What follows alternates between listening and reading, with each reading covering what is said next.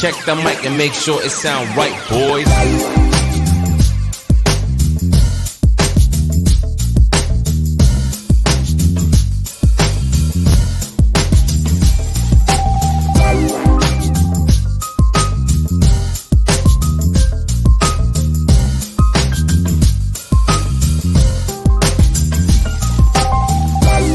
Welcome back to another episode of the Chad Smith Podcast. My name is Chad Smith, and today is Tuesday, July 19th, 2022, and I'm joined as always by my co-host from California. Please welcome Spooky Morales. ¿Qué pasa, Chad? Good to see you, man. Good morning. Good morning. All right. How are you? I'm doing good. I've been ready for this. I'm waiting for it. I'm all excited.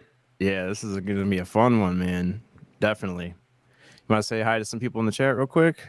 Yes, definitely. All right, so we got coming in live. Arden Paranormal, how's it going, Sam? Good to see you. Jamie woke up early just for this, so thank you for being here, Jamie.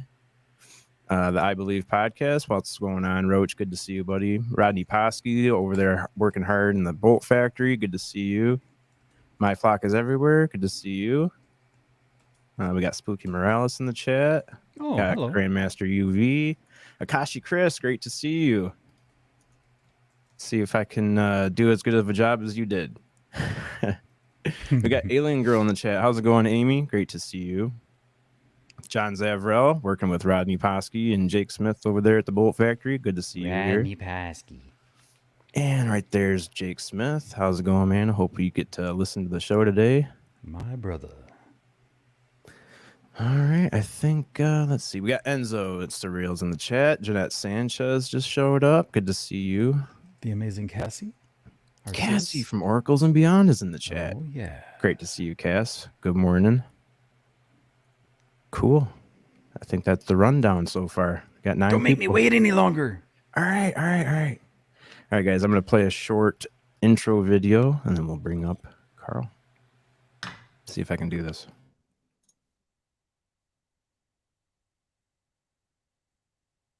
You ready?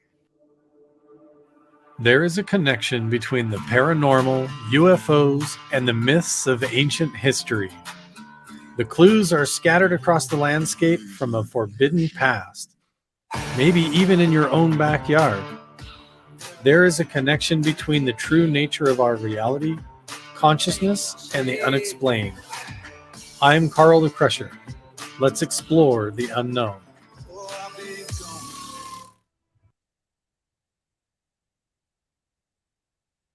What's up, Carl? How's it going, man? How you guys doing? We're doing pretty Doing good, man. Good morning, man. Good to see you. Thanks for being with us. You bet. It's awesome. We've been kind of putting this one together for a little bit, huh? Man, ever since we were together with Akashi Chris a few weeks ago, I knew that we had to have you on the show because I wanted to introduce you to Chad. I was hoping Sonny could be here, but Sonny's taking a little bit of time off. So we're just so glad that we all got to get together and talk about some of this amazing work you've been doing, man. Well, thanks. It's awesome. It's early in the morning. I'm not used to this. I usually do late at night shows, so this is cool. Yeah, hopefully, You're telling me. Hopefully I make sense in the morning like I do in the evening. Yeah, everybody's got our coffee. We got our coffee ready to go. So Yeah, let's see everybody's mug check. That's the kind of mugs we got. I got pretty red flowers. You guys got I cool got an old ones. Nice. Starbucks. Spooky, I was expecting you to be a little bit more bougie this morning. I am so sorry, man. I didn't have time to get bourgeois because I was like trying to rush around here and get the house ready and everything and make sure the sound house was for right. Carl. And by the way, who decided to have a show this damn early? Do you realize what time it is in California, dude? Dude, me and Sonny started this thing doing it way earlier. I think we were starting at like 7 in the morning or something, No, I'll be damned. which was 4 for 4 for him. He was getting up early. Nice. So yeah, this is our adjusted time. Still pretty early for the California people. Hey, that was a sweet intro video. Everybody, that is the video that Carl puts before all his videos that he's been posting. And really, all the words that he brings up there really are so perfectly said because it's exactly what his show's about. And Carl, how did you come up with that intro video, man? It's kind of just at the core of the theory that I'm trying to pursue and that I think is kind of at the core of how reality and human consciousness actually works and what I think is explained through the ancient petroglyphs in history, and all the way up to what they're chasing now in like modern quantum physics. And everywhere that you look, there's kind of a thread or a tapestry that ties it all together, like the bigger picture of what's really going on with the phenomenon, from the supernatural all the way down to just what it means to be alive and exist in reality. And we all have experiences throughout day-to-day life where you wake up and you go through life and you have these experiences where you're thinking thoughts in your mind and then daydreaming and having imaginations and talking with other people, and you go to bed at night and have dreams or visions. And when you start to explore that and explore human consciousness and then look at the world around you a little bit differently, you start to bump up to the edge of what people consider the paranormal or supernatural. And you realize that at a high level, not only are these government agencies kind of doing the same thing, but people have been experiencing this for thousands of years in different ways as they've done the same thing as shamans or through spiritual ceremonies or whatever. And so I just kind of became curious about how all of it ties together, and found myself in an opportunity where I live in southern Utah. I'm surrounded by all this stuff. I've got, Skinwalker Ranch and everything up to the north, just like 4 or 5 hours away from me. And then 2 hours to the east is the Grand Canyon and Lake Powell. And to the west, 2 hours is Area 51. And I'm just surrounded by all these ancient petroglyphs. So I just got fascinated by all of it and what it means to me and the whole world at a big macro level, and decided to go out and see for myself.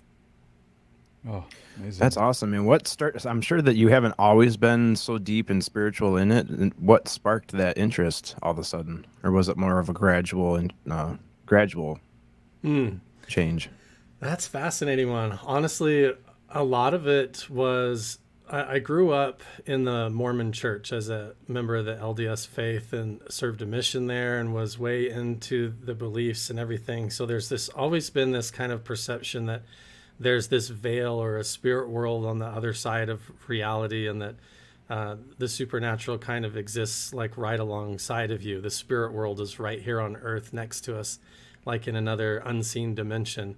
So my mind was always kind of like, I think, open to this idea and able to be open to the idea that consciousness might be connected to the phenomena and everything. So I think from that, and also just experiences in my upbringing, with like sleep paralysis and having different types of encounters where I would, wake up out on my balcony and not know how I got there, locked out of my bedroom and weird stuff growing up, and then just kind of seeking for answers to all of those experiences. And the big turning point for me was when my father, he started struggling with dementia and passed away.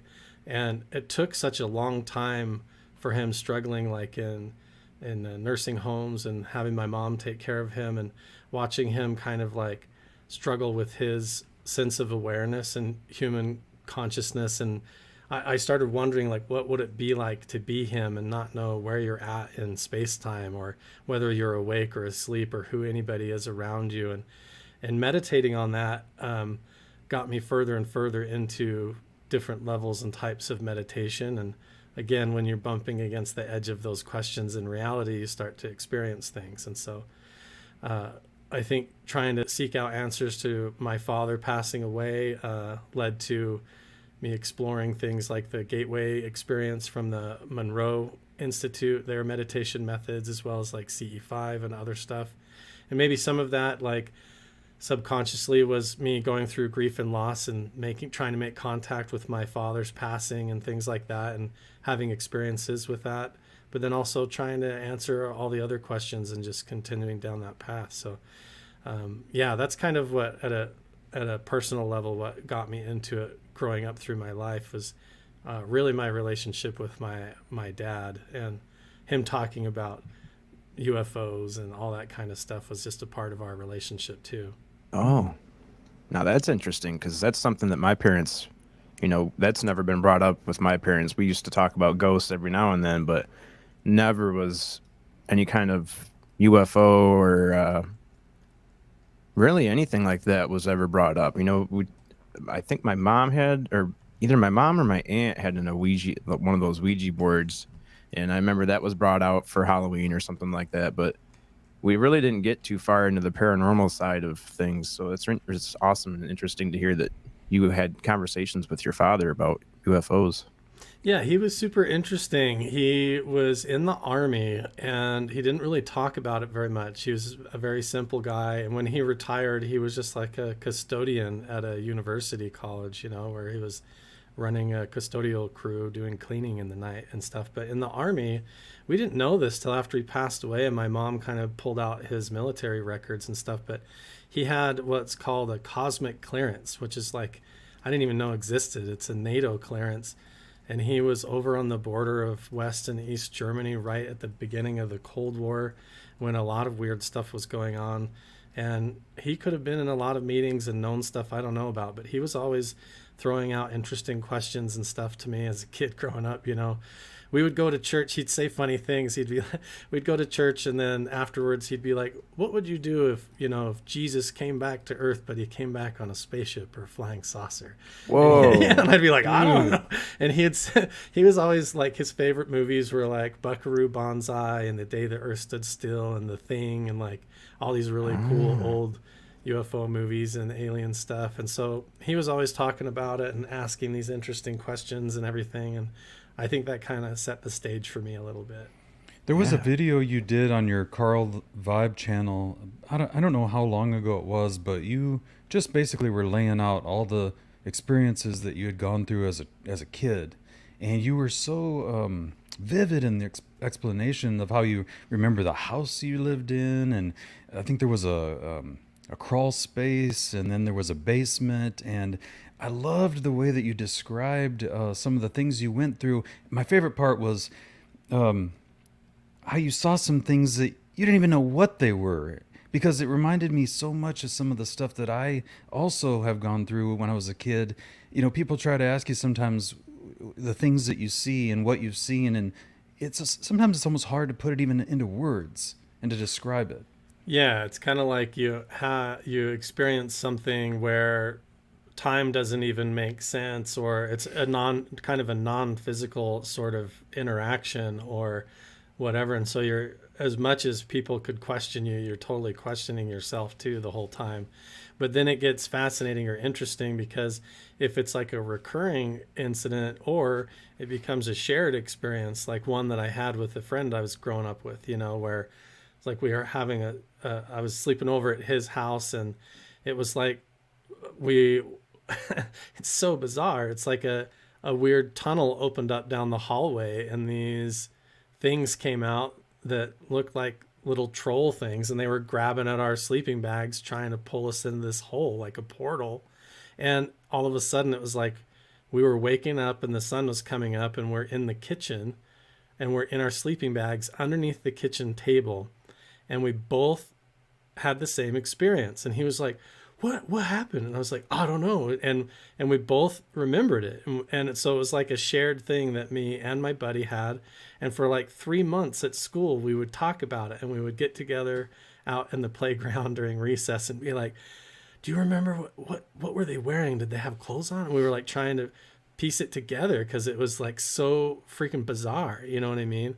And so like, I don't know, you have a few experiences like that, but then you grow up as an adult and the internet occurs and you start hearing these other stories that other people have had and other occurrences, and you watch these other podcasts and interviews, and you realize that like, wait, I'm not the only person that this kind of stuff has happened to, and like maybe there's something to all of this. And in fact, there's places like Skinwalker Ranch where this is common, like, and it's been researched officially by the government, like, and then it gets real quick, and you start to question your whole reality around you. And that's kind of what I'm doing. I'm not really afraid of it. I'm like, it's already happening and been happening throughout my life. I just want to know what it is, I know for me, Carl, there was something that triggered, I think, and from a lot of the research that I've done, there seems to be some kind of big moment in somebody's life that maybe is the catalyst that opens up the third eye and makes you, more aware of things around you, the unseen, and give you, maybe some people even get psychic, abilities, how to harness those psychic abilities. Mine was a near-death experience when I was a little kid at 7 years old, and I just wondered if there was anything like that that might have triggered your awareness opening, I guess. Yeah, I think it's just been like a trickle down for me. I think it's just been ongoing. I've had a lot of strange coincidences and things where, like, here's the problem. A lot of the validating experiences that I had, a lot of times I shoved into the filter of Mormonism because I was in that organized religion at the time. So when I would have like what I would consider now like a psychic tethering or something where a complete stranger connects with me when they need help, and then I wind up in a string of coincidences right there at the right time to help that person or something. And I would at the time chalk that up to like the Holy Spirit guiding me towards a miracle or whatever, instead of understanding our own human connection and reality and the frequential nature of like our consciousness and things, and how reality works almost like a big radio signal or frequency, and how people can connect to each other and entangle in that way. And I just didn't understand it at the time. So I think my whole life has been full of it, but my understanding of it has evolved, and my awareness of it. It's kind of like, you can struggle and struggle to get the punchline of a joke, but until you get it, you just don't get it. And until you see it. And sometimes it requires like either a trauma or just somebody explaining it to you over time. And for me, it's been a little mix of both. It's been going through hard times and difficult things, and then trying to get answers to that, and upsetting things occurring and then trying to figure it out.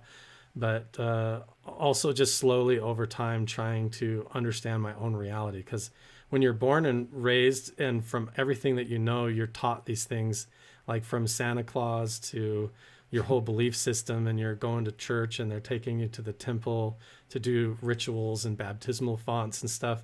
You're plunged into this whole reality that you didn't even pick for yourself. And so I've just been trying to understand like what I've already been taught and what's real and what's not, and the truth out of all of that. And then you're just left with raw reality and the history and what the facts are. And that's what I want to know, is the facts and the truth, Man, as much as I hate a lot of aspects about the internet, I think that's one huge thing, one really awesome benefit that we have about the internet, is that all these experiences have been happening for a long time throughout history. And I think that just the lack of ability to share those experiences with each other has kind of kept them in the dark, and kind of kept them like where people don't really want to talk about it as much. But that's one huge awesome thing with the internet that's taken off, is that people are sharing their experiences with each other, and they're not as like they're just not afraid to share those experiences, because they see so many other people that have the same things happening to them. And there's like groups that you can join where like this whole group of people I can relate to. Right. So it's like you're in a whole group of people that are accepting, and yeah, that's one cool thing about it. That's what's fascinating to me when you come full circle back to like the ancient petroglyphs and pictographs that I go out and study and research a lot of, is you think about that, what you just said right there, and about how we connect through the internet. And that's something that's a big puzzle to me, because you have one of two options going on there with these ancient carvings, is that because they're all over the world, from here in southern Utah down into South America to Australia, with the indigenous people there, and Africa, all over the world, even in Syria and Romania, you have the same carvings everywhere. So Egypt. Egypt. You have, so which is it? Is it that there was a global event occurred that all of the cultures experienced, and then they depicted in their artwork and on the rocks, like over that period of time, and they were trying to record it, but they had no contact with each other. So we'd see a global phenomena of interaction, some supernatural interaction that we see recorded on the rocks and carved all over the world in different varieties, all at the same time period. So either was everyone in the world, was there a global communication network? So they were all like, they had their own version of the internet. And so that's why these carvings are seen universally everywhere in different forms. Or is it because they didn't have communication with each other, but there was a global phenomena, like a extraterrestrial or interdimensional interaction that occurred, and all of the cultures had to deal with all at once? So either option is super fascinating to me. Did they have an ancient version of telepathy and remote viewing and Wi-Fi that ties into the energy of these glyphs and these locations and what they were doing back then? Or is it like the ancient aliens theory, and did something happen and all the different cultures that were separate from each other, it happened to everybody and they all recorded it? Either one is really, really fascinating to me. And that's one of the things I like about Carl Vibe channel and Carl the Crusher channel, is that you don't try to tell us what it is. You just kind of throw the options out there and let us, consider a whole bunch of different theories ourselves. Yeah, I think you have to have an open mind, because even to the point that, like, if you see something, if you go to a location, and even if you have a personal experience, you have to also collect the data, surround yourself with like a good group of friends, and then bring it out and let people question it, so that you make sure, your integrity has to be tied to the truth and not your ego. That's the whole thing if you're going to get into this, because otherwise, if it's tied to your ego, then you end up defending dust particles and lens flares and stupid stuff, and you're not willing to admit when you're wrong. Or if you're like, I don't know if I actually had an interaction with a supernatural entity, or if I was just like going through grief and trauma and had a subconscious hallucination during a really profound emotional moment or something. Mm-hmm. And if you're not honest with yourself at that level, you're never going to get to the truth or really understand the phenomenon. And I just really want to know what it is. I have a degree in social work too. So if it has something to do with human consciousness and our connection with reality and self-manifestation or something, that's also just as fascinating. I'm not opposed to that at all. The other day in Akashi Chris's channel, Mindfork, she had Paul Hynek on there as a guest.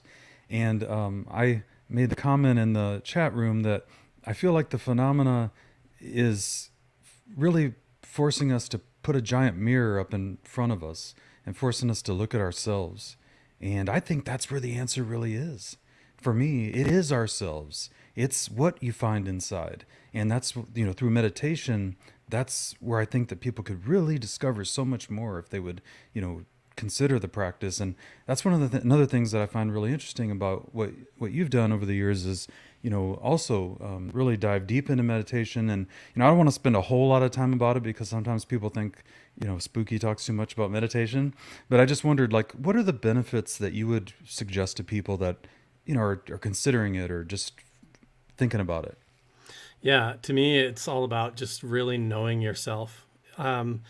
There's the experience that you have. We kind of touched on this a little bit earlier, where you wake up in the morning and right off the bat, this default mode kicks in your mind and emotions, where a lot of the times, like I wake up this morning and in my thoughts, it's like, oh, I want to go make coffee, or I want to do this. And these thoughts in a language of English start kicking in, and I start visualizing my day and trying to project the future of my morning and imagining it. And most people don't even pay attention or even witness or are aware of their own thoughts. It just is their thinking. It's just what's going on as they get programmed. up. And it's a default mode programming almost, like an autonomy.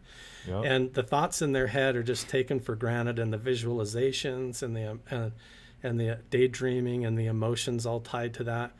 And when you're going through difficult times, or when things feel like they're out of control in your life, if you're not mindful or self-aware inside yourself, then all of that can get totally disheveled. So your connection between your emotions, your thoughts, your rational thinking, your awareness of reality around you, and then how you interact with other people that autopilot can go totally off the rails and you can get into dysfunction or mental illness or depression and not have any understanding or control. And you can go for months just in this dark mental loop where you're just replaying these old memories and this tape in your head, or afraid of the future and full of anxiety. So at a very personal level, just awareness of your own thoughts and emotions kind of makes you a witness of everything going on rather than just stuck in the middle of it. So it's like, instead of getting spun up in the turmoil of what's going on, you kind of stand in the eye of the tornado and just observe it as a neutral witness, if that makes sense. You're centered and balanced. Yeah. And then what that does from there with the meditation is then you begin to perceive different subtle layers of reality and awareness and consciousness that you normally wouldn't perceive. Almost like, you know, those old pictures that you used to look at where it's like a fuzzy image, but then when you focus your eyes and awareness just right, suddenly like a 3D thing pops out and it looks like dolphins or a dinosaur or something. You're like, oh no, yeah. right? You have to like focus your mind and your eyes, almost cross your eyes and look funny. Well, meditation in a strange way sort of does the same thing internally. You go into yourself and you start looking at yourself and the world around you with focusing your lens and your emotions and awareness where you're finally in control of the aperture and paying attention to it rather than just in that default mode like a robot getting kicked around by the programming and what's going on in life. So there's huge benefit to that. And then not only that, it's almost just like, you know, putting your hand on the radio tuner and finally adjusting your signal instead of just letting life kick your radio around for you. So Right you're on. taking control of the dial and adjusting it. And then when you get comfortable with that and balanced and centered, that's this idea of where like CE5 and meditation to make contact with other dimensions or spirit realms or whatever, or past lives. That's where that all comes in, because then you're grabbing control of the dials of your own radio, of your own consciousness, and tuning in to other signals, and that's where all that comes from. So I think there's tremendous benefit to that. Plus, if you have a supernatural or phenomenal experience, you need to be able to go internally honest with yourself and use meditation and mindfulness to be able to know if you're like susceptible to grief and loss and trauma, or projecting and overlaying things into the experience because you're struggling with stuff, or your own desire to have something happen makes you, you know, start to see dust particles and think that they're orbs or whatever. You know what I mean? So I don't know. It's just a matter of like being centered in the truth and then opening up from there and where you can go with it. And I think meditation's an important part of that. Oh, that was wonderfully articulated, man. For me, I'm not a doctor. I'm not a licensed doctor, but for me, the best therapy I've ever had is meditation, and it didn't cost me a penny. And that's why, I just try to, I won't go on and on about meditation, but it has just been so beneficial. I try to tell people, my saying is, you owe yourself to know yourself. And when you do that, you just, you're going to find a peace within yourself. And it just can't. One of the things I wanted to say about meditation and CE5 is how this seems to be practices that we'd never really heard about up until maybe 5-6 years ago. Maybe coming through the likes of Dr. Stephen Greer. Whatever you think about him, at least he did bring that to us in the forefront. And I just wondered, what is your take on CE5 practice and how it all fits in and ties in with the UFO phenomenon and all that? I think CE5 specifically is a little bit experimental, and it's a little bit surface level. And I know that Greer does get a lot of credit for it, and it is like his app and idea, and he's putting it out there and marketing it. But it's kind of like, I don't know how you market something that's existed forever. And so and at the same time, like that's Right. what I'm at the core of these ancient petroglyphs that I'm studying, is I think that's kind of what they were doing. And so it's not that he really invented it. It's you realize that in Tibet, the Dalai Lama and monks forever, for thousands of years, have been doing rituals at profound levels and elaborate levels to do the same thing. And the same is true for Native American shamans and tribes and their rituals. And when you start to delve into what they were doing, and so when you compare like an app on your phone that plays little chirps and whistles that they they extrapolate from crop circles and things. You don't know if that's accurate or not. That compare that to like a Native American sun dancer who will go out around a medicine wheel and blow through a bone whistle and go without food and water for 5 days in the hot desert sun and through the night, and do this whole ritual in conjunction with these ancient locations and stuff. It's like CE5, if it has anything to do with the same kind of thing, it is so surface level and basic, it's barely even touching the surface. But compared to like these ancient shamanic methods and these tribal methods where an entire village would get involved, you know what I mean? So, but I think it is interesting, and I think it does have something to it, to where if it opens people's minds and their curiosity about it, and it gets them into meditation to where they start to explore it, then I think it's okay. But at the same time, it's kind of like saying, hey, if you want to go bird watching, go out into the jungle where there's like jaguars and bears and snakes and stuff, and start whistling for birds. It's like, be careful, okay? Let's not be ignorant, and let's approach this with caution. You could be, if you're out there trying to make contact with extraterrestrials, maybe we should compare this with swimming with sharks and chumming the water, and be cautious a little bit, and don't just take kids out there and do it like it's all fun, because not all the stories that we hear about these interactions are positive. Is that why you put out the tweet a few weeks ago, I think it was, about your newfound belief on CE5 and how you kind of were dissuading it? Like, could you talk a little bit about that tweet that you put out?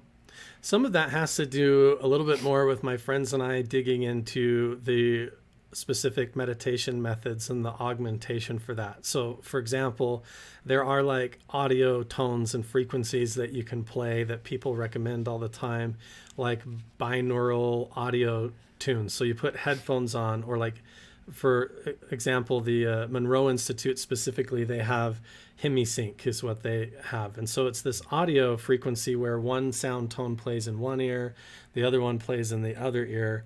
But how many people actually go in and dig into that to see what audio layers are really presented, and if we're being told the truth about that, or if they've been changed by different agencies over time, if the earlier recordings and editions were one version, and then if it's been modified after different agencies moved in and took the program over. So we had all these different questions, especially because, when we're doing these, how do I say it? When we're doing advanced levels of this stuff and exploring it, and you start to have interesting experiences that seem counter to what you should be having, we start to question the source and the intentions of it, and we start to wonder. So when we dug into that, we realized a lot of that stuff involves people that were developing, that were laser physicists, that also developed satellite systems.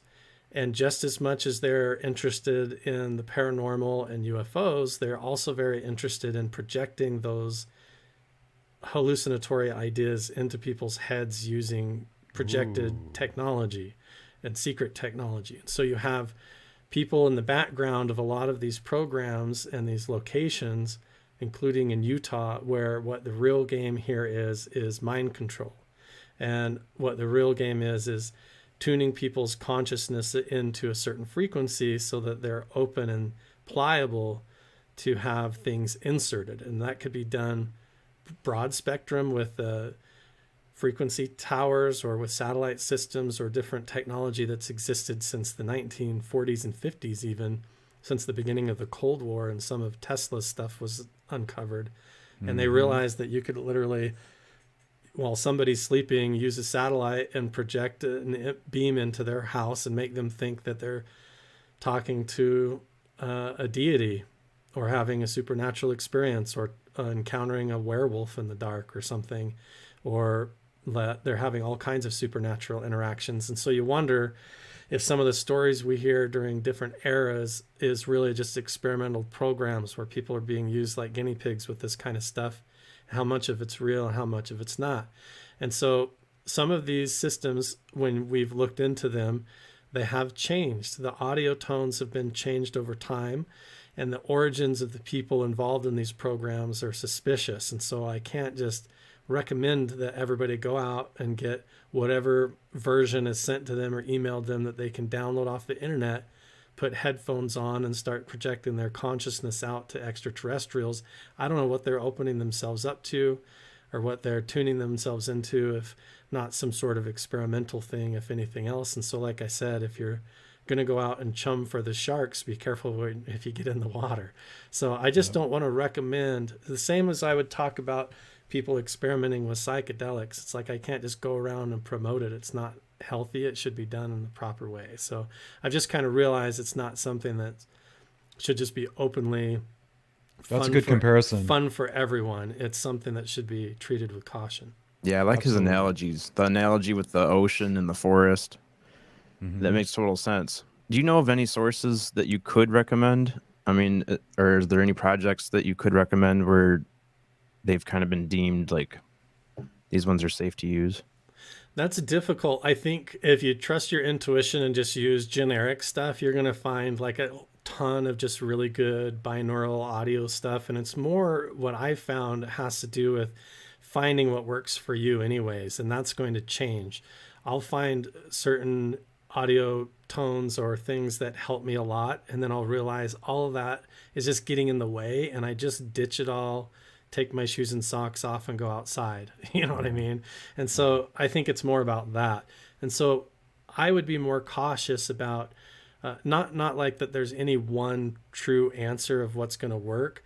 Well, I think I am trying to say is more like, be careful of anybody that's telling you that. Be careful of anybody saying, hey, there's one specific tone or frequency or app or this that I have or method if you do it this way. That's like a formula that works perfectly, because I think it's too fluid and dynamic and personally connected to your own emotions and mindset for that to really be too set. Maybe there is something to that, but I would be careful just jumping on somebody else's frequency and trusting it, and tuning into it over the course of a year and dialing your consciousness into something that you may not even know what you're dialing into.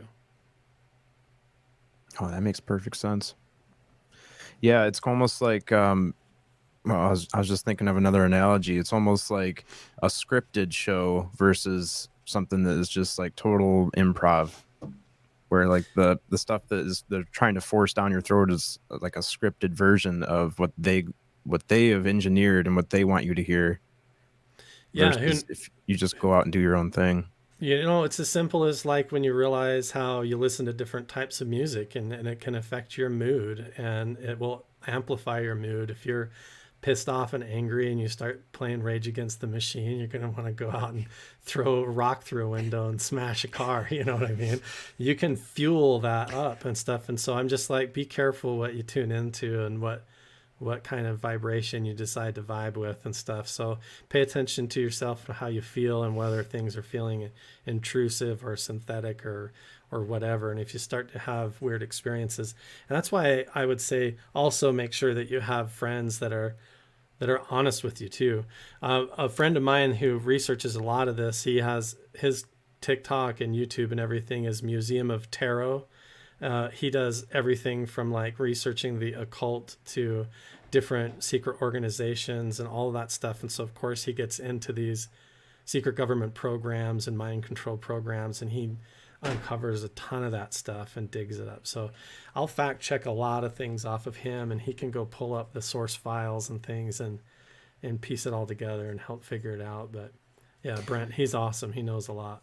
You mentioned music, and at work the other day, I kind of psyched myself out because I started really thinking about music and like where it came from and why we do it. Because if you really think about it, it's really interesting how we create music for each other to like bring each other's vibratory. It's like we're all trying to get each other on the same frequency. It's interesting when you really think about music and where it came from, the origins of it, because it's all vibrations and it's all mood changing. Yeah, you go to the movies and it's the total experience. Like imagine going and watching the new Top Gun movie and there's no music. You're just watching them all talk. But man, when you hear that theme song come in, right at the beginning, even when the logo, it's like you almost get emotional, like to your core. There's this connection when you feel Star Wars logo. Oh yeah, in and Star Wars hits. Lord of the Rings, when you feel your seat vibrate, and the boom and something, it's intense, like because you feel it viscerally up through you, and really what that is the sound and vibration. It goes all the way through you, even though you don't see it. It penetrates you, and the cymatics of that. It affects the fluids of your body and the frequency of how you think and feel. It affects your hormone levels and dopamine levels. And that's why, even in these spiritual centers, they're either places where you take a vow of silence and it's completely, you're not even allowed to talk or have any kind of outside stuff, or it all involves like sound baths. They have tuned crystal bowls and brass bowls and bells and ceremonies that are all designed to kind of take you out of the rat race of your own mind and emotions and thinking, and help you reconnect with the earth and with the universe and everything. But there's all kinds of different levels to those tones and frequencies and harmonies, and we are swimming every day in signals and radio signals. Like, think about it. Every single radio signal and satellite signal that's being beamed, if you could tune into it right now, that means you're swimming in that frequency. It's just unseen and unheard. You're just not tuned into it. But we're bathed in all of that energy constantly. And so it's nice sometimes to go in and to zero all that out, or to go up in the mountains and to get away from all that modern crap, and to just turn on like an earth tone and meditate for a while, or put your feet in the water and meditate and reharmonize and balance and stuff. Because you can get totally out of whack, and it's not even your own fault. And Just Carl, as is the everyone environment is everyone at their own frequency, or are we all in the same frequency, sharing it? I think it's kind of both. I think it's kind of like we're in this whole universal shared field that we all swim in, but we have our own individual antenna as well. So we have our own subjective point of view that's completely unique to our own witness of consciousness. But that's within this waveform of consciousness that everybody shares, which is where our awareness overlaps. Like, we're all seeing and hearing the same things, Probably It's if I go back 5, 6, 7 years ago, consciousness wasn't even a consideration in the mainstream when we were talking about UFOs and aliens and disclosure, if you will. What is it about consciousness that is now making its way into the discussion? Some of it's a little bit of two things. I think it's that the communication through the internet and social media allows everybody to share their experiences, and we see the truth coming up and the connections coming up. But also with that communication, like we have like Paul Hynek talking about all the work his dad did, and you realize that clear back into the 60s, like in Norway, he was studying the Hestelin lights, and clear back then they started wondering about the connection of consciousness, because they would be viewing these balls of light, these plasma things appearing like over the ocean and down this valley and coming up through the community, and they almost seemed playful. Like when certain people would observe them or think certain thoughts, the lights would move around or respond or appear or disappear or even change colors in different ways. And that with J. Allen Hynek, some of those types of things have been studied for the longest time. And a lot of it even goes back further into like the Cold War, when we realized that Russia was using remote viewing and telepathy and consciousness as part of their secret spy program. And they were using it effectively against us in a lot of ways, paired with satellite technology where they were beaming it onto embassies and stuff and trying to control people's moods and emotions and causing Havana syndrome. It's all there. It's all weirdly connected. So clear back then, we have these same people trying to stop in the Cold War and fighting the Russians, also developing laser satellite systems and trying to work with the same types of people to understand telepathy, remote viewing. And this was all going on at the Stanford Research Institute and at Princeton and at the CIA, and they started kicking all that off. So it has been going on, but it's just in these secret programs. And so until recently, when a lot of this stuff has been FOIA requested out, suddenly now it all matches with the supernatural and paranormal experiences that people are actually having, you know, and the spiritual experiences that they're having. And they're like, wait a minute. And how do we reconcile this? And so all of that's going on right now, and is a big part of what we're calling disclosure. It's that reconciliation between all of this. So it's wild. It's all kind of coming together. One of my disdains is the UFO Twitter, if you will, hashtag UFO Twitter world. Oh boy.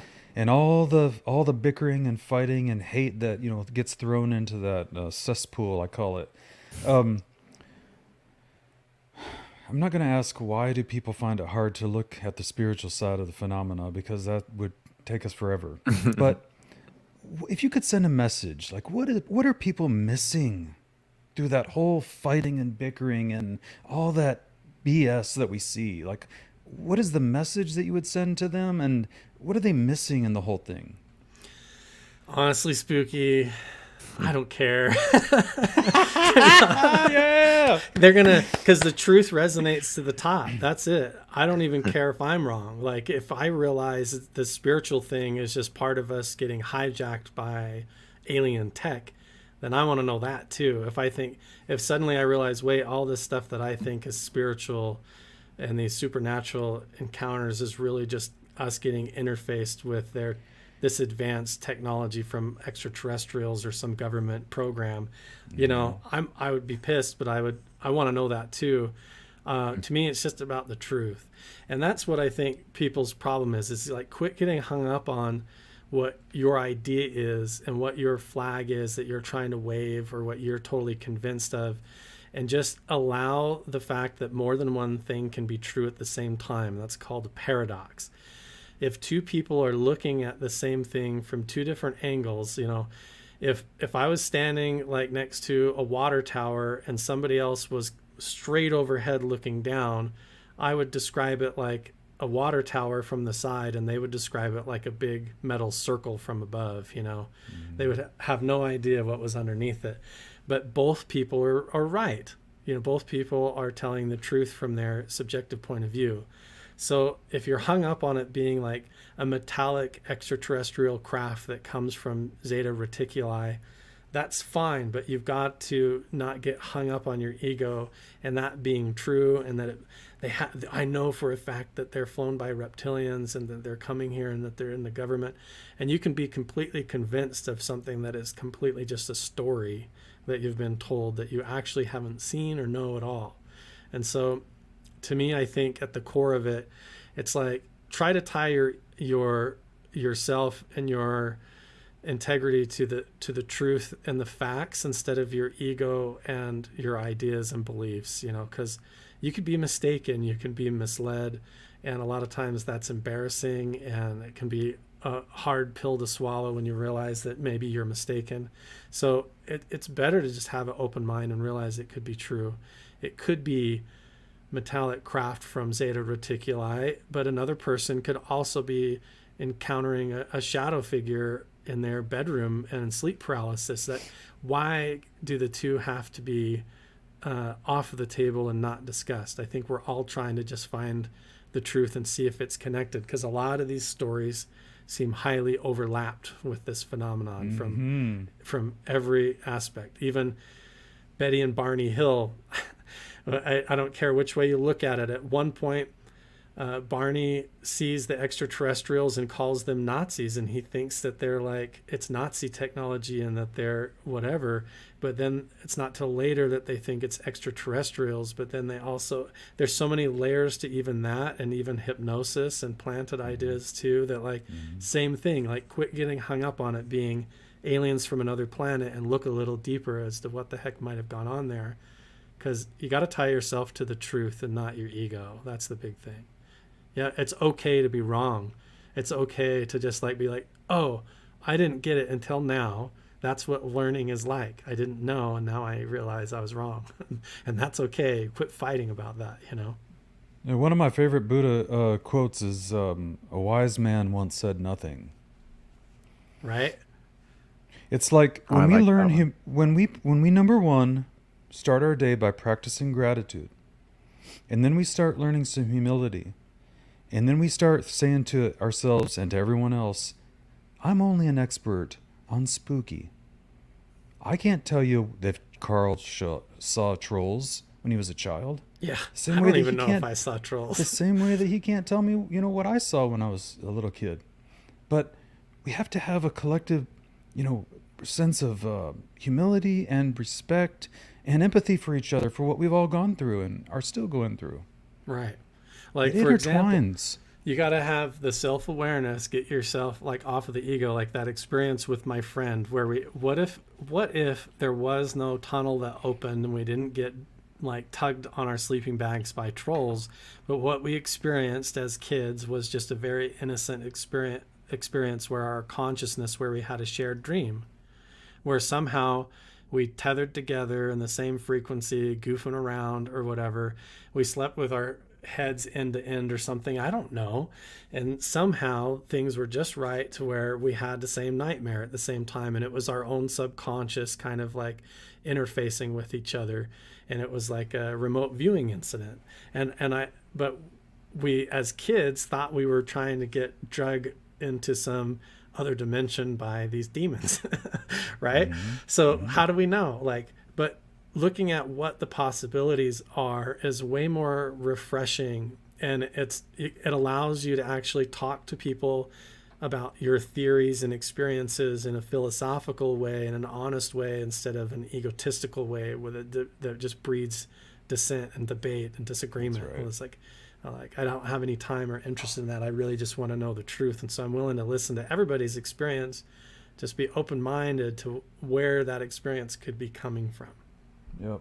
I love it, man. That's very well said. Thank you. I feel like every experience could have a different I don't know where I was going with that, but I feel like every experience has a different explanation of man, I don't know where I was going with that. Sorry. It's all part of it, man. It's all Totally of us different together. formula.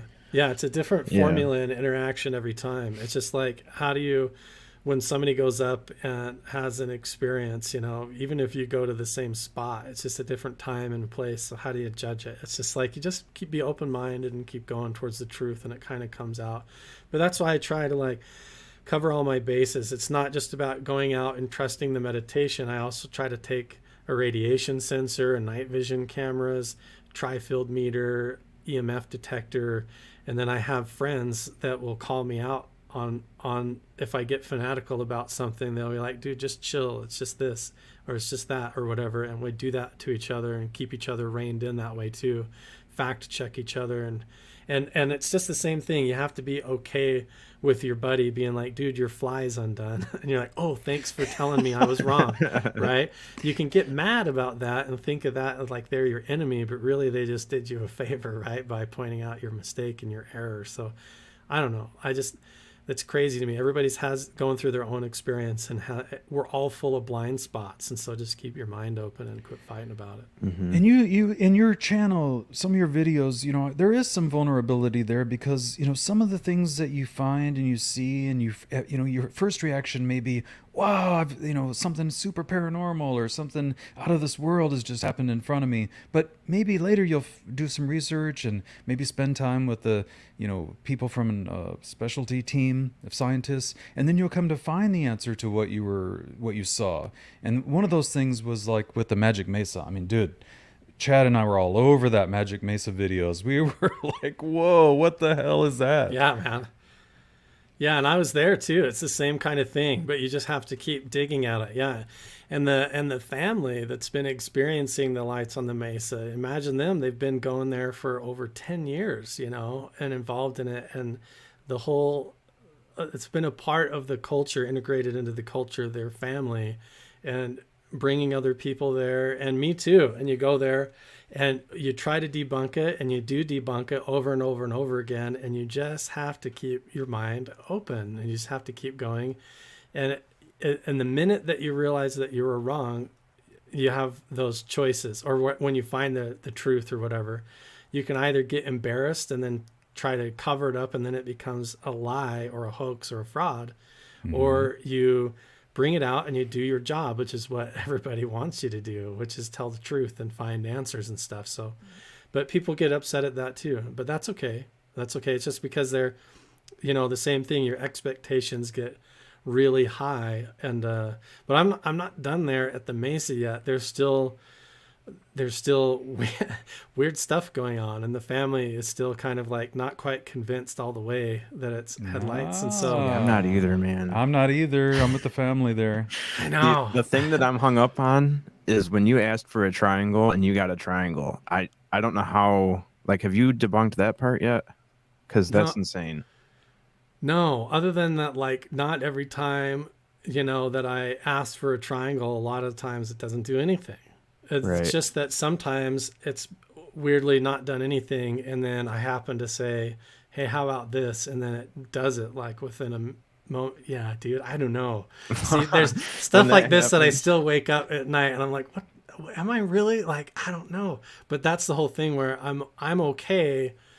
I'm okay dancing around it, because that's the whole thing. It's I come right out of the gate in my intro that I'm trying to explore the unknown, and that's the whole point, is that I'm going to say, what is this? What is this? It could be this. This is what everything's pointing at. And then as we get answers, we'll bring it out. And if that just reveals more questions, we keep going. But I still haven't even been up to the wheel on top. I need to go look around. The petroglyphs still all point to something. Is it a cave? Is it a tomb? Is it something else? Or is it still the mesa and I'm just missing it? I don't know. I'm not done there. I just Last night I was telling Chad about how I know that they use when they go around and look in like the Guatemalan jungles and South and Central America, and they find these ancient civilizations where possibly millions of people lived, and there's hundreds and hundreds and hundreds of pyramids everywhere that we don't even know about, because they use this LiDAR technology, right, to look under those jungles. And I was curious, do they do any of that type of technology use in the Uinta Basin and like Skinwalker? Yeah, they are. I'm not sure how much I can talk about. I know that a lot of that is going on around Skinwalker Ranch. Yeah, Oh, there's okay, a lot cool. of stuff that goes on up in the basin that isn't on the TV show. Oh yeah. A lot of what I do with James Keenan and Chris Bartell is a lot of that kind of stuff. So we'll go up and do everything from the meditation approaches all the way up through, like, James Keenan has ground penetrating radar. He has scanning equipment. We can walk around. I'll just say it like this. We could hypothetically walk around Skinwalker Ranch on top of the mesa and identify where there's caves, tunnels, entrances, metallic objects, things underground, and like have a really good idea of like the topography of what you can't see. And then even in the area, and tie that to the history. So all of us study the ancient history and the oral traditions and how that overlays with what we find too. So there's been moments where I've been like up in a hotel room looking at these old miners maps that have to do the craziest stuff you can imagine, and then trying to follow these black and white hand driven old pioneer maps up into the mountains and then validate them with this ground penetrating radar, and then finding caves that are tied to these wild ancient like Aztec stories and all kinds of stuff. How So, about yeah, that? lot How of about that's that going blind frog ranch? Is high strangeness going on there too? There's a lot of interesting stuff up there. From what I've been able to validate, so me and James and Chris have been up there. Dwayne's let us come up there and do a lot of stuff and actually look for caves and everything. It's hard to tell how much from television is real versus what's there. I know there is a lot of actual valid Native American stuff there up at the Blind Frog Ranch site. I mean, I've found arrowheads, beads. There's a burial site there. There's a Native American burial site on the hill. Lots of evidence for that all over the place. And there's evidence historically for there to be caves and mines and things like that, and stuff. It's hard to know from on the TV show how much of it is actually going on or is just in anticipation of what they're hoping to find. What do you think when you stumble across or come upon like ancient pottery or arrowheads and this? I mean, how do you feel about that? And what do you think? It must be And it's just overwhelming. laying there, just laying on the surface. It's awesome.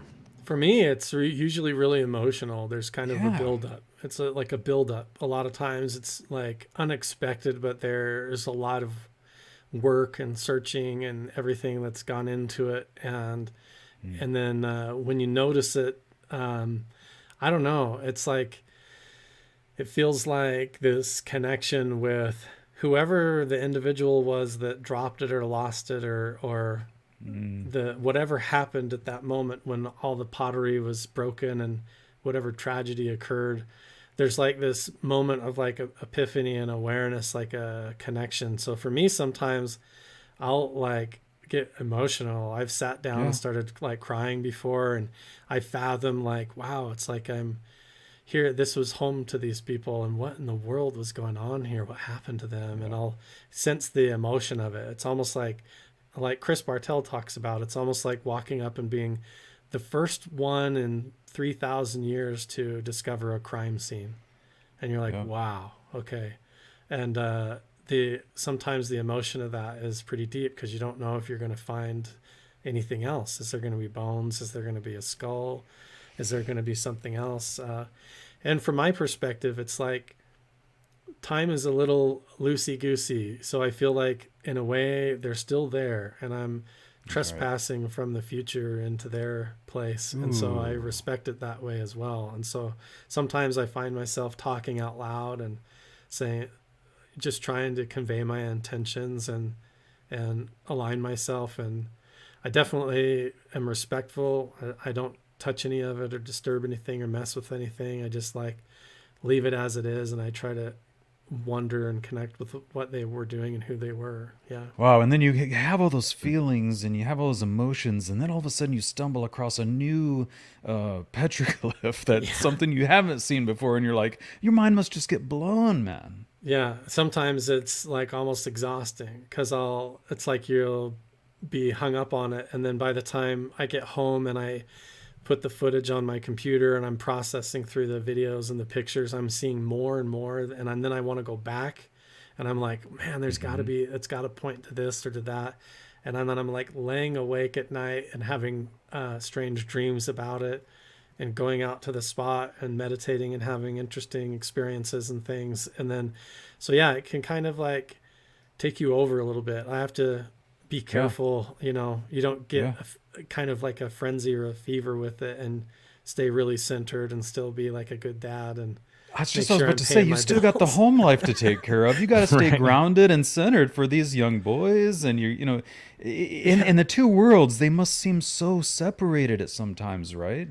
I mean, you go home and you got the comforts of your home, and you have a beautiful home and an awesome piece of land there, and you just live in such a beautiful spot. But then you also have this side of your work that takes you into the ancient world of unknown and spirit everywhere, and wow, unbelievable dichotomy. Yeah, they're interested in it to a certain extent, but they're not into like the hitchhiker phenomenon, that's for sure. They're not into that kind of stuff. Yeah. Right. So yeah, I have to keep all of that kind of stuff in mind too, and be careful how it's affecting me and how my personal life and all of that. So I do a lot to make sure before I go out to handle myself and my own mental health in my life, make sure I'm balanced and my home life is good before I go out. There was a phase, last year when I was really going into it, where I was going out hiking and doing a lot of this because I was just going through a divorce and trying to survive, so I was going out and hiking was like really important for my mental health and emotional well-being, just to go out and meditate and do that.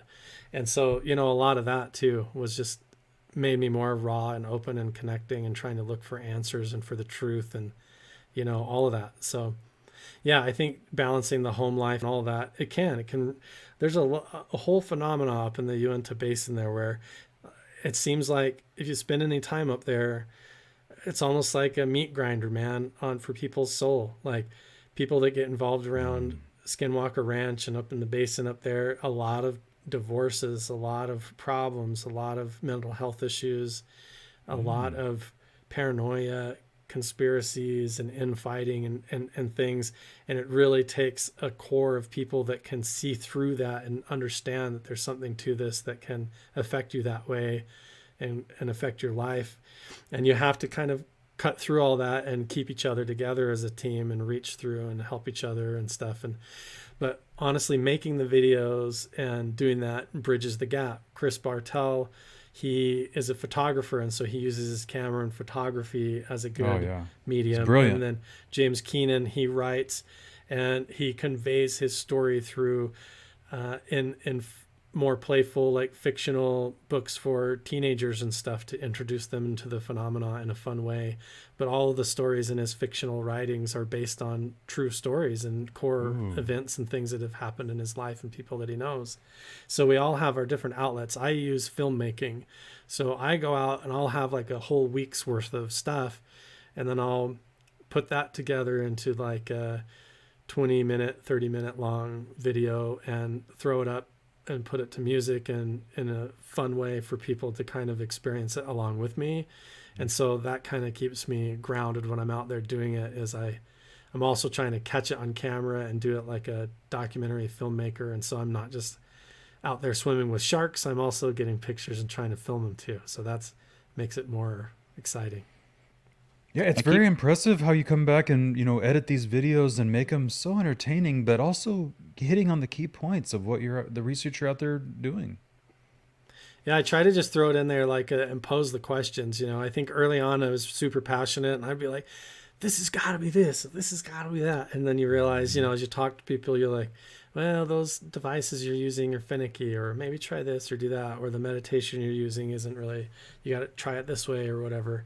But yeah, same thing. It's just about being open-minded and exploring it and going into it. It's okay to be wrong. You just keep getting closer to the truth as you keep going forward. Yeah.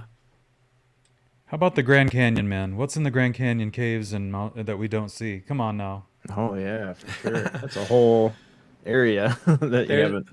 There's layers of that. You have the stories of Thomas Kincaid, who went over there. He was getting paid by the Smithsonian to map and research the Colorado River. And so he was going down it in a raft and started noticing that there was caves and entrances all over the place. And according to his reports, he rappelled down a cliff face, went into an entrance, carved entrance, and found miles and miles and miles of tunnels, staircases, statues, mummies, artifacts, and all kinds of stuff. And supposedly the Smithsonian came and seized all of that, plus the tribal councils and everything have closed all of that off. There's also layers where people mistakenly, they see a lot of, like in modern times, they see like helicopters flying in and out of the Grand Canyon and not coming up, and they wonder if there's like an entrance in there to underground stuff. But honestly, I think that there was a phase there where the tribal council was considering putting in a gondola that was going to go down to a casino at the base of the river. And so I think a lot of investors, helicopters and stuff were flying in and out of there. And that's what people were seeing, like in these off limits areas, and these mysterious helicopters going in and out. I think they were trying to build casinos, but there is so much weird stuff from the Grand Canyon to Chaco Canyon. Canyon. The way all of that, a lot of the artifacts and the dwelling sites align astronomically with the stars and to other villages and settlements over vast distances is very intriguing. It begs the question back to that original thing.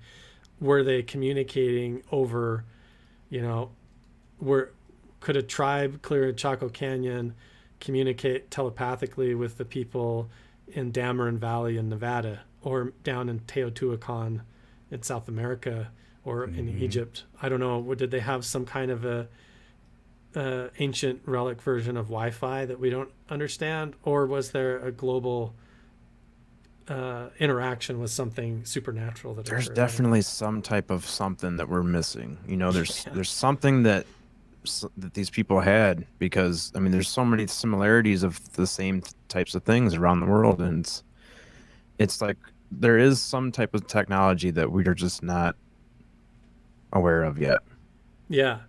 It's fun when you, yeah, some kind of Internal here, dude. antenna. That's your brain. Yeah, it's your consciousness. And maybe that's it. And that's part of why I'm open to that is like when you, the study of these ideas, like using frequencies or music, is really all just trying to tune yourself. You know, it's trying to get your own default mode onto a different tune, a different signal for a little bit to see what's over there, see what you perceive. And so, yeah, it's very interesting.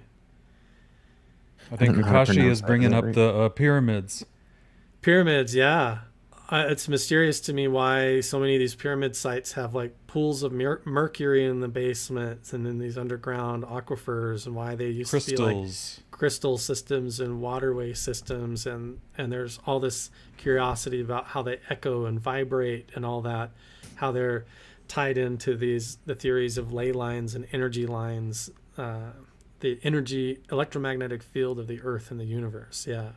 So it's almost like these ancient cities, they're monoliths, megalithic structures, these big spires and temples they were building. They're almost like giant earth circuit boards trying to tap into the energy of the universe and amplify it. And then a person goes and sits in these resonant chambers and meditates, and it's like suddenly the shaman in Chaco Canyon's communicating, wondering what's going on over in Egypt. You know, I don't know. That's just one thought or one theory. But they One of the reasons why there's reasons to believe in those types of theories is because we see ancient leftovers and how we see similarities from Egypt to Mexico to India. I mean, we see similarities over the time of the planet Earth that is irrefutable of the similarities. Yeah. How can that be in ancient times when the ability to travel as we know it now was not available back then? But of course, I don't believe that. Yeah, maybe they were able to travel. One of the theories is they were all just like looking up at the stars and happened to be kind of doing the same thing of drawing what they were seeing up in the sky, like that whole idea of the plasma phenomena appearing in the sky.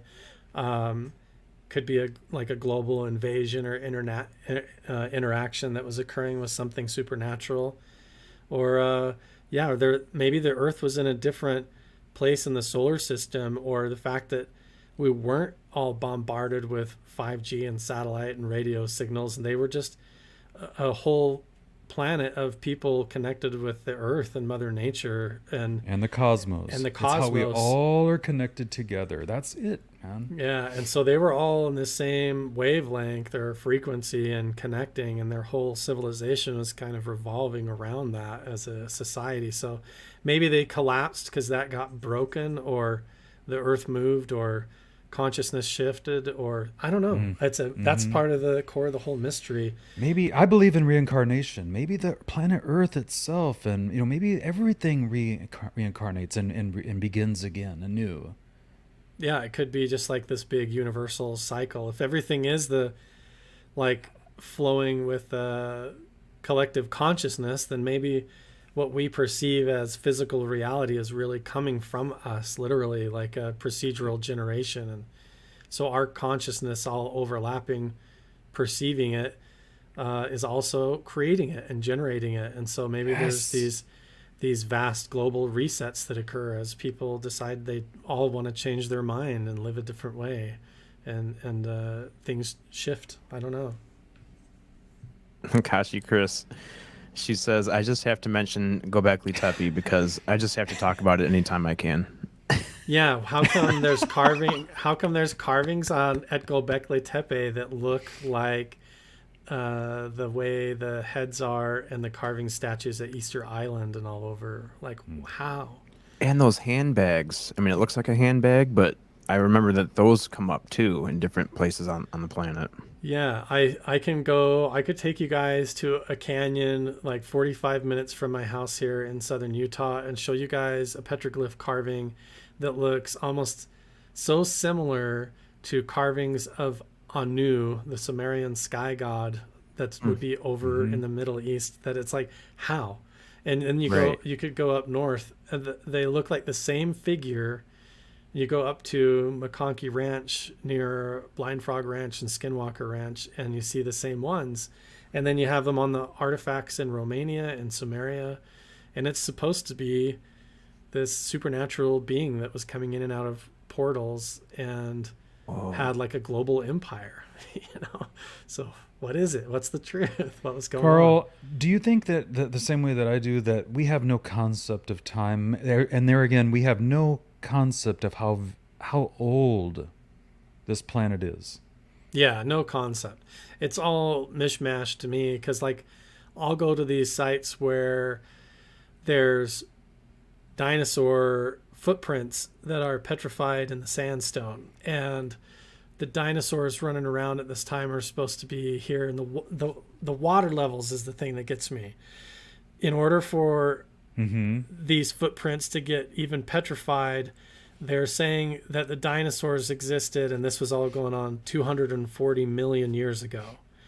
But then you see the petroglyphs and the carvings and some of this stuff, and if they were traveling by boat, that means that these waterways and the water levels and how this global empire and travel was happening wasn't 240 million years ago. Somehow the timeline, and James Keenan and I have laughed a lot about this, like, how are they off by 240 million years? Right. How are we How are we this wrong? And all you have to do is go out and look around actually at the evidence, and it just does not fit. Doesn't fit. Is that part of it too? Like, is that part of, like, it's so far away? It's like they're giving us these numbers where it's just like so far in the past that it's almost not even worth looking into. Like, Or it wasn't moving on. 240 million years ago. It was only like 40,000 or something, and the Right. timelines are way off. Like, And that alone right there should be the humility that people should use as their Yeah. guide, that we It's very don't sus. know, right? Yeah, It's it like, doesn't humble make yourselves, sense. people.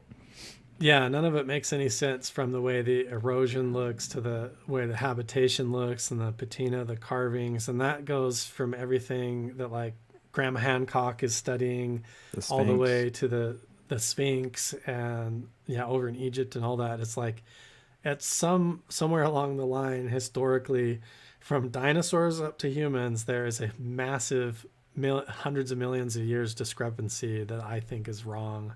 That's probably at the core of a lot of this. I think it has to do with the water levels and waterways and how much people were actually able of globally traveling. And I think it has to do with this idea that I don't know how else to say it, but it's like the founding of our American country is totally based on us pretending like there was nobody here, and we just like manifest destiny, and Oh, yeah. we inherited this land. It was a God-given right, and we just basically pilgrimed across it from east to west, and that's just not the case. There's been people living here and traveling here globally forever. It's never not been known. Like, I think this whole continent has been explored for eons, and was inhabited. And the mound builders and the Fremont people and everything going clear back, I think, indicates that. And that's part of the cover-up, is like, it's so much cleaner and nicer for history if the white man just came and there was just nothing but primitive, unsettled savages here, and we just like moved in and built nice little houses. Everybody ate turkey and had pumpkin pie, and they're in Yeah. America. Well, let's have a holiday and move on. Yeah. No, I think it's way worse than that. Yeah. Oh yeah. Well, the thing about your work that you're showing on in the basin, at the mesas, and Skinwalker Ranch, and all the places we've been talking about, is Americans should understand that this stuff is basically in our backyard. This is our country, and all this, this ancient relics and writings on the wall. These are stories that are being told to us about our past. Yeah. People around, all the time online on TikTok and everything that follow me, they're like, man, it's so cool. I wish I could go with you and go hiking, and I want to go see those petroglyphs. And my response every time is, I bet if you looked within 100 miles around you or within an hour drive, you would find something. If you're on the East Coast, you're going to find stuff that goes way back, maybe even Viking ruins and things. And it doesn't matter. You're going to, if you look into the ancient inhabitants of the place where you lived before white colonists moved in and took it all over, there's ancient cultures that go back. And here's where it gets even interesting too. The idea of that even First Nations people and Native American tribes that have claim to being the first ones here probably weren't the first ones here either. Exactly. That's another level to the cover up, is that even they have to like swallow that and be like, we have to face the fact that the evidence shows that it goes back much, much further. And that we just have to be open-minded to that, because that's, I think, important to understanding what's going on now and the phenomenon and what we're trying to figure out now.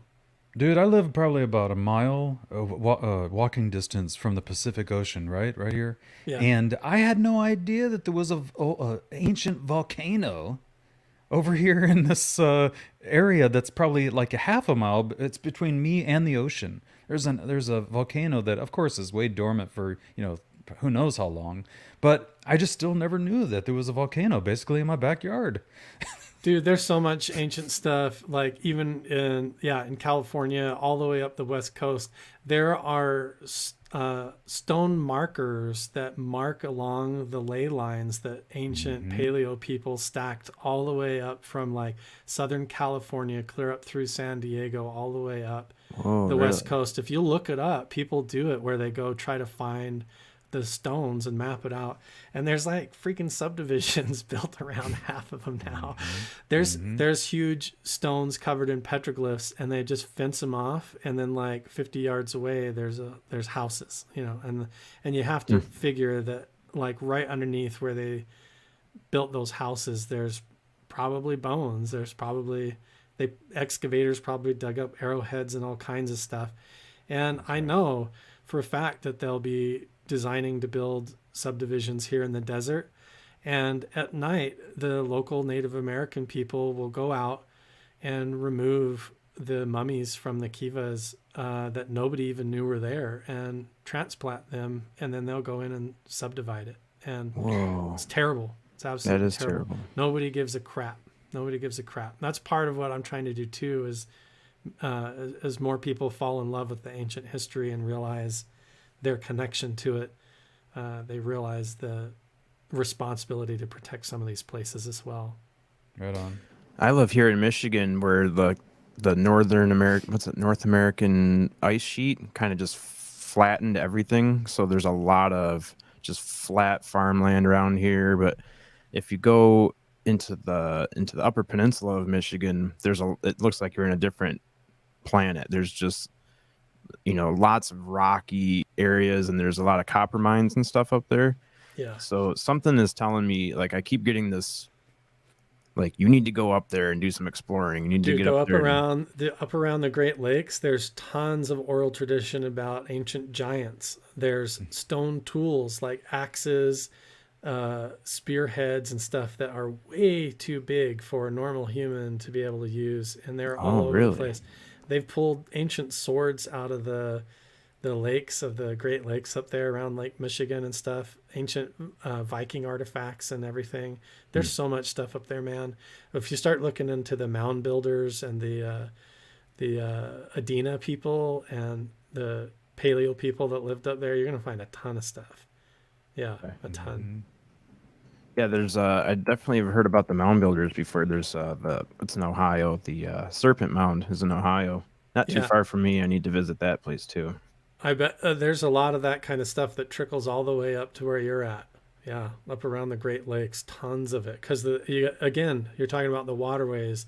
These are natural inlets where somebody voyaging is trying to stay close to land. They don't want to be out in the main ocean, so they're going from island to island and only skipping across those gaps when they can.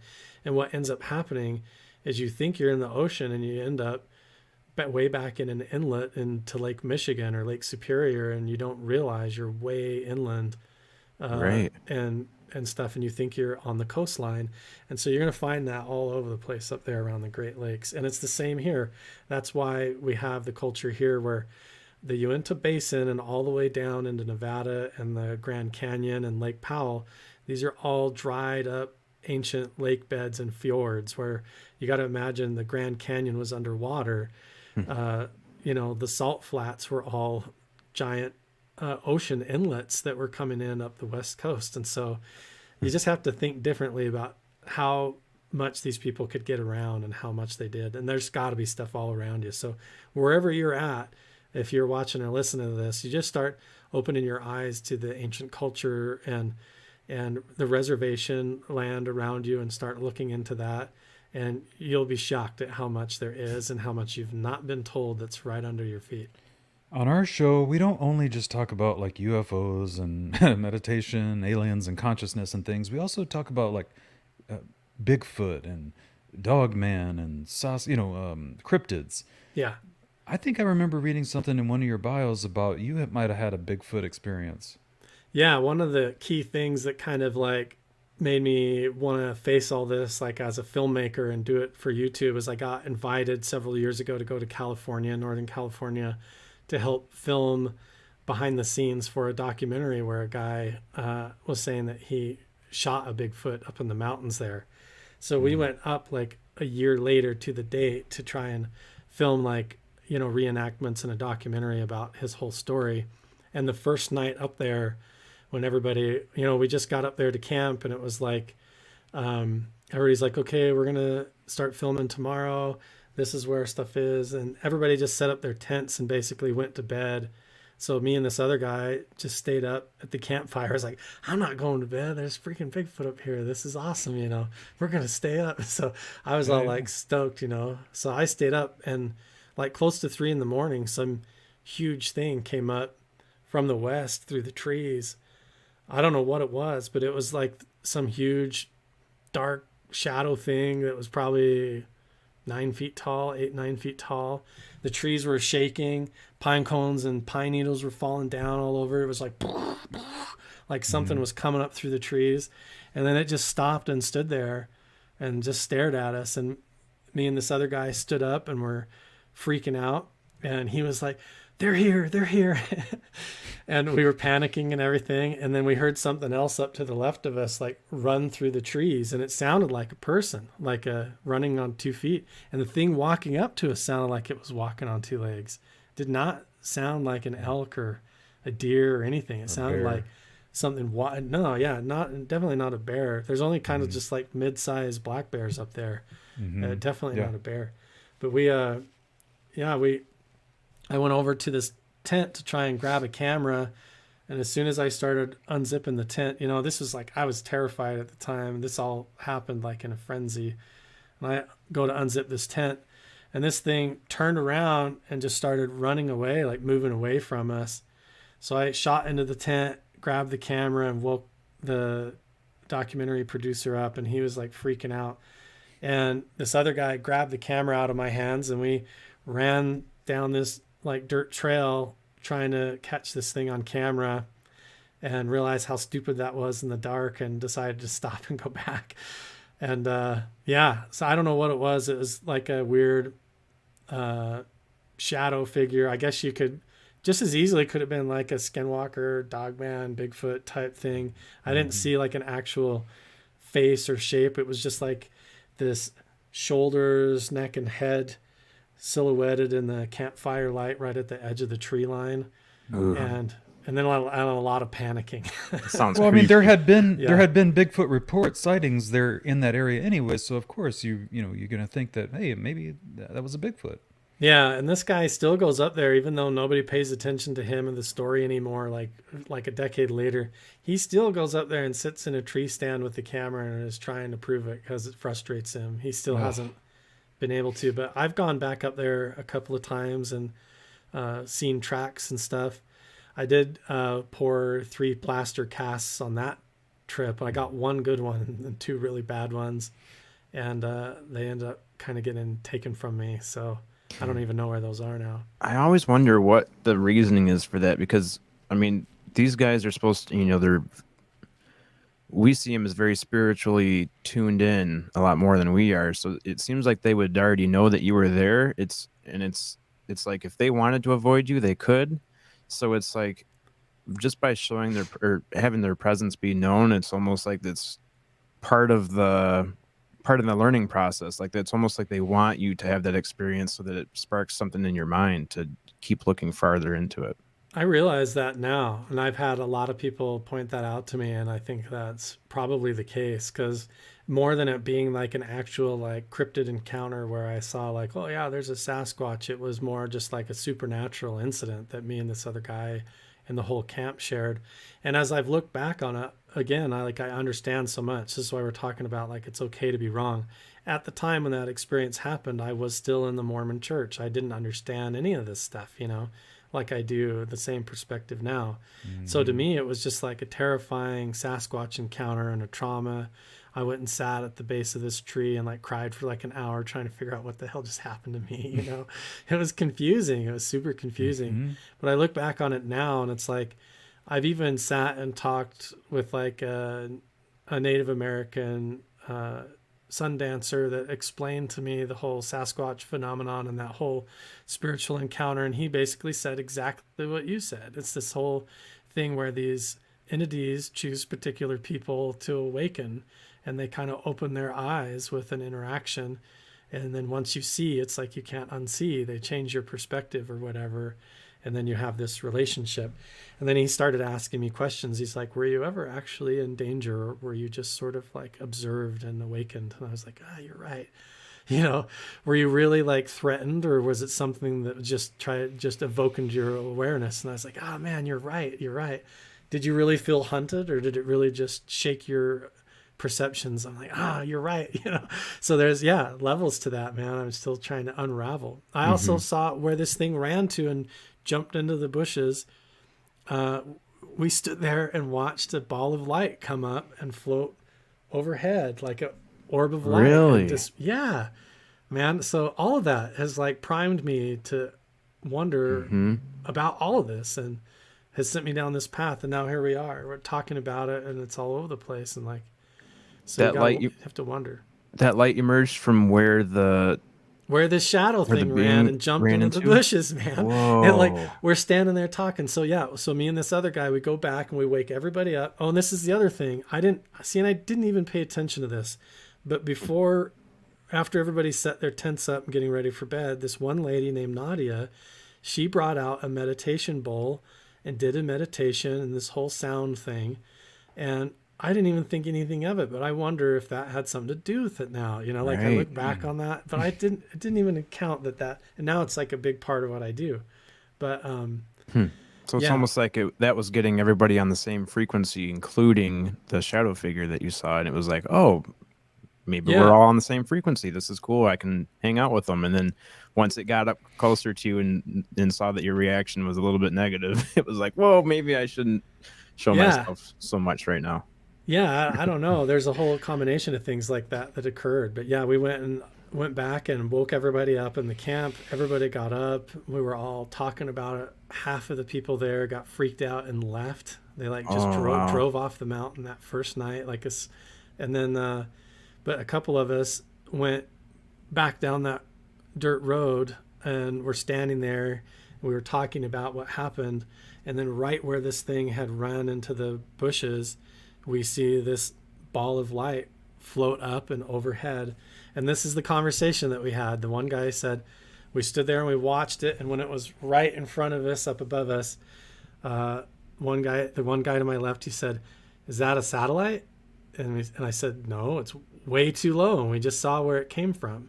And the other guy says, is that a helicopter? And I said, no, it's not making any sound. And then we just stood there. And we just watched this thing, and then it just floated off to the east. And then the guy to my right, he just said, we can never tell anybody that we saw that, or they'll never believe the stuff about the Bigfoot. Exactly. We will. Yeah. We'll believe it. Yeah, that's just so interesting, man. I don't care now. Yeah, they stole my plaster cast and all that anyway, so I'll tell the story. That's I saw an orb of light. We saw a ball of light that night. Yeah. That is awesome. Yeah. I've heard that before, where a ball of light has been seen with a Bigfoot sighting too. So that's And that before question's that, come up before. I was actively making videos on my YouTube channel where I was making fun of that. I was like, if you see a deer and it runs over the ridge and then you run up there and you can't see the deer, you assume that it's camouflaged or it ran faster than you or hid. You don't assume that it slipped through an interdimensional portal. And I was like mocking all that. And then I see it. Whoa. And I'm up there and I experience it and I'm like, oh. And so I went and sat by a tree and cried and unraveled my whole reality. Yeah. Right. Yeah, totally. Man.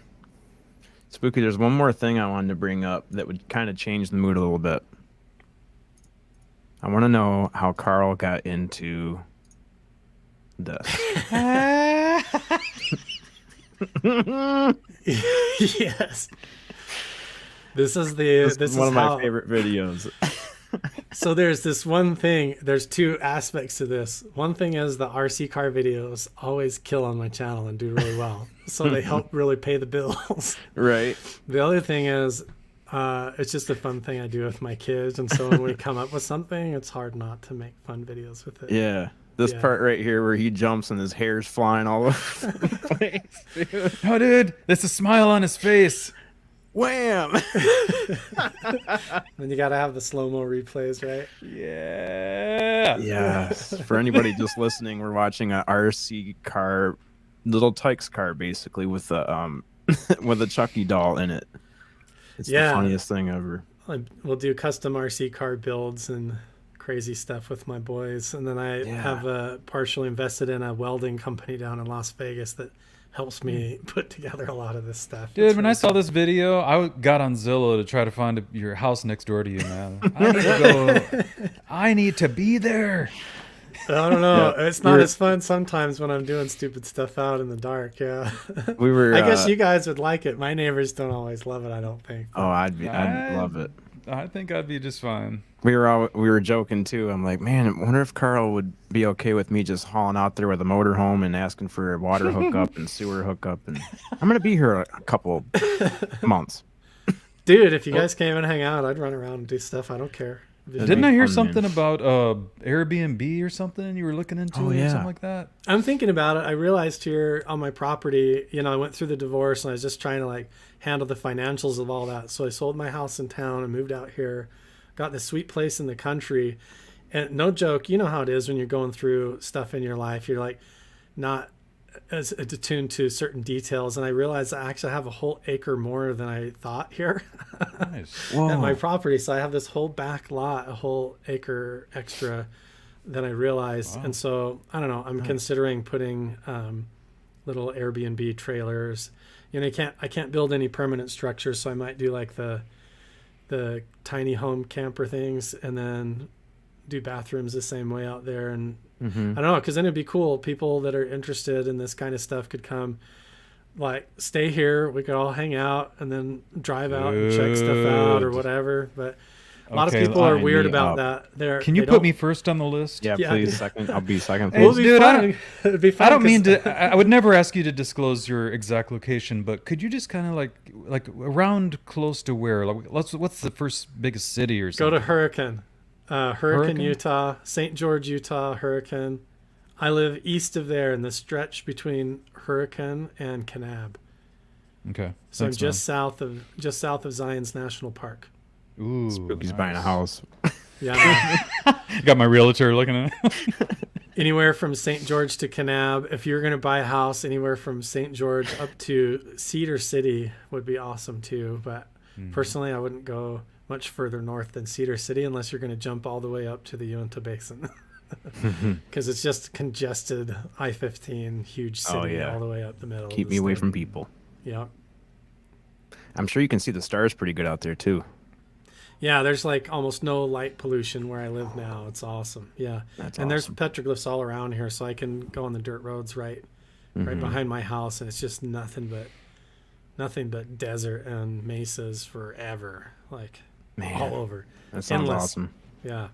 I gotta get out there. I haven't really been out west at all, so definitely need to try it out. Spooky was telling me about the Grand Canyon last night, and you said when you stand there for the first time and you look out, it almost just looks like a picture of the Grand Canyon.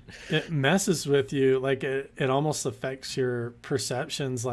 when I first like walked up there, I'm like, oh, I wasn't thinking about it, and I looked off on the Grand Canyon, and it almost makes you feel like you're like falling or flying. Like I got a weird vertigo, like, you know, it's weird. Like you don't expect to see that far, or that deep. And you're like, Talk whoa. about humbling. Yeah, Right. makes you feel like tiny. Like, oh, I'm just like a little ant crawling around on this planet down here. Hey man, so we've talked about a lot of things so far this morning. Like, what's the hottest thing you're working on right now? Like, what's the big thing that you're all excited about and pumped for? The work that I'm doing, really, it's revolving around the research of James Keenan and a lot of his stuff.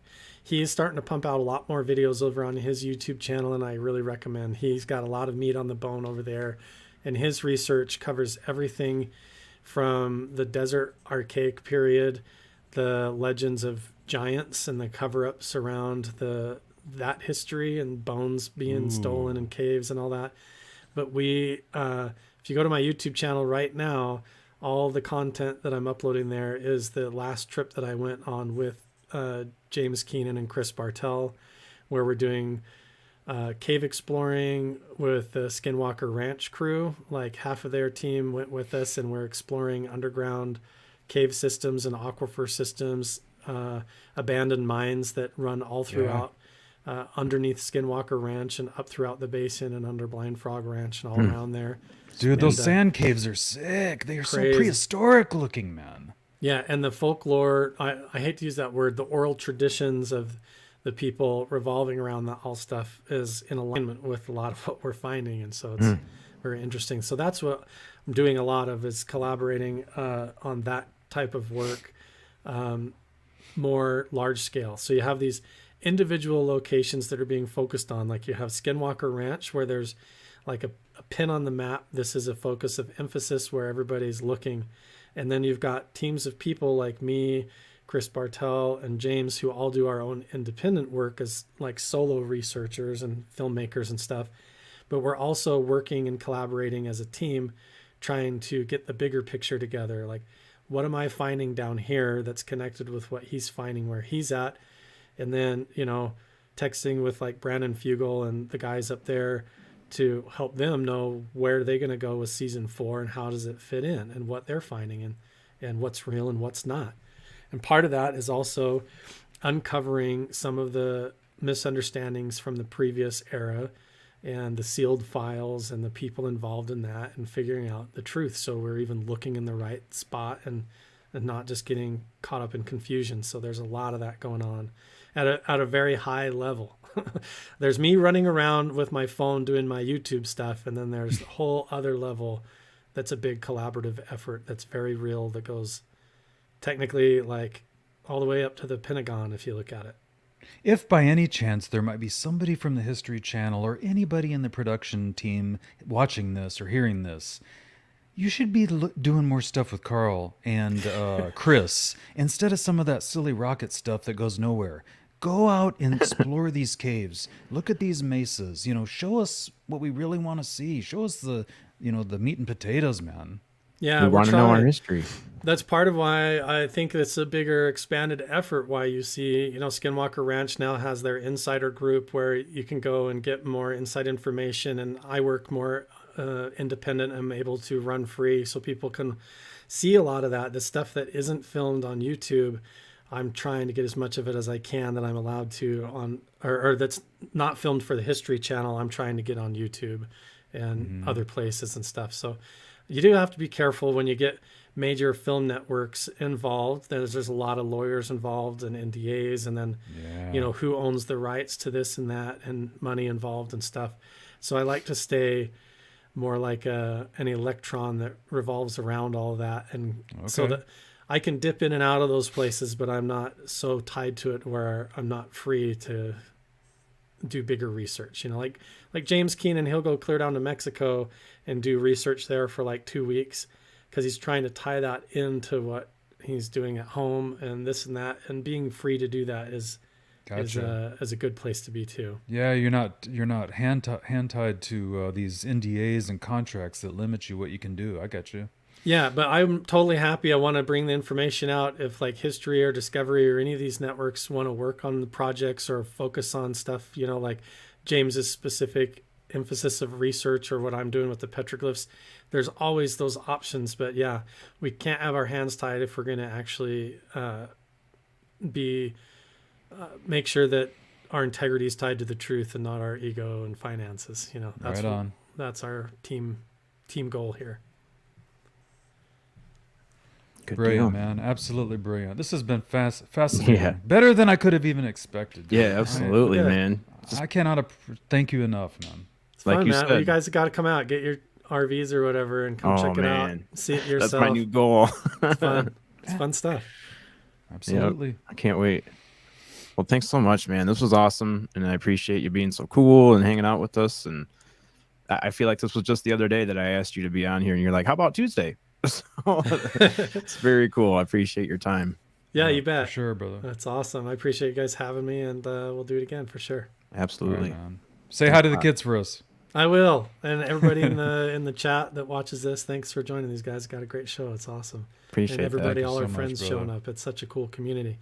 You know, UFO Twitter gets a lot of crap, but who cares about the jackals and the hyenas? There's a core group in there of everybody we know who we are, right?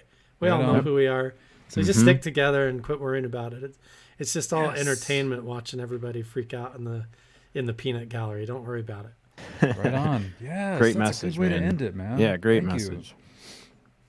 Awesome.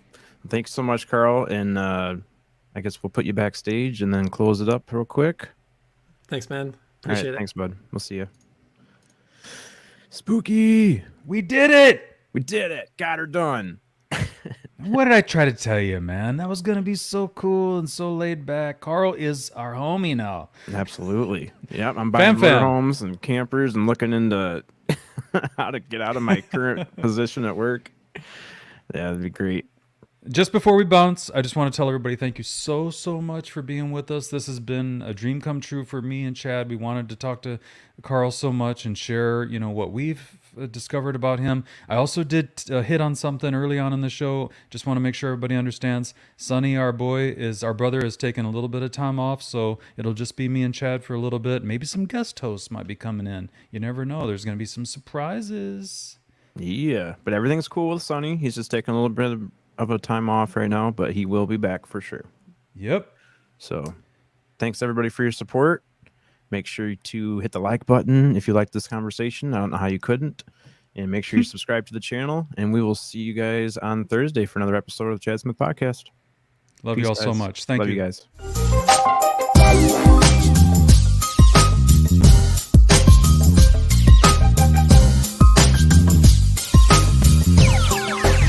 It sound right, boys.